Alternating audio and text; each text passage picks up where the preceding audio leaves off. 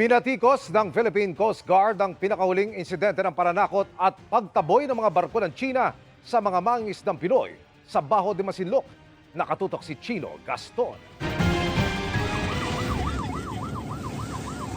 Ang mga Pinoy na mangingisda sa may Baho de Masinloc, halos buong araw ng linggo, inikot-ikutan, binuntutan, at tinakot ng mga speedboat ng China Coast Guard.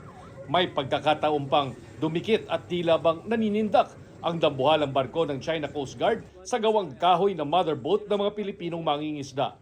Para sa klolohan ng mga Pinoy, ipinadala ng Philippine Coast Guard ang BRP Cape San Agustin at BRP Cabra kasabay ang MV Pamalakaya. Nagdala din sila ng supply ng krudo, inuming tubig at pagkain. Kaninang umaga, nagpalipad din ng Cessna Caravan aircraft para tingnan ang lagay ng ikinasang misyon.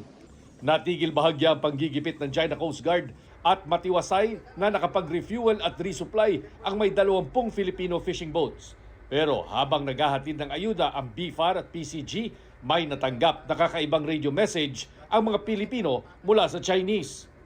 Security, security, security. All vessels, all vessels, all vessels. China Coast Guard will conduct regular training from local time 11 o'clock to 18 o'clock on March 23 in an area bounded by following points. Pinaalis ng mga Chinese sa mga mangingisda mula sa isang bahagi ng karagatan sa timog na bahagi ng Baho de Masinloc. This is not the first time that they declared a particular coordinates to threaten the Filipino fishermen. Noong mga nakaraang buwan, nag-declare sila as an exercise area na gagawin daw ng PLA Navy. Pero sa buong maghapon na minonitor natin at binantayan natin ng mga mangingisdang Pilipino, wala naman silang ginawang PLA Navy exercise. For me, this is just another threat to discourage the Filipino fishermen.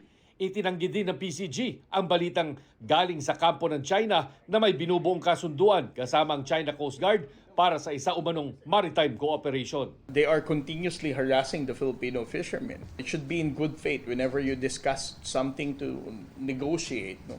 And this kind of activities are not really a clear demonstration of good faith for us to have a much more better engagement.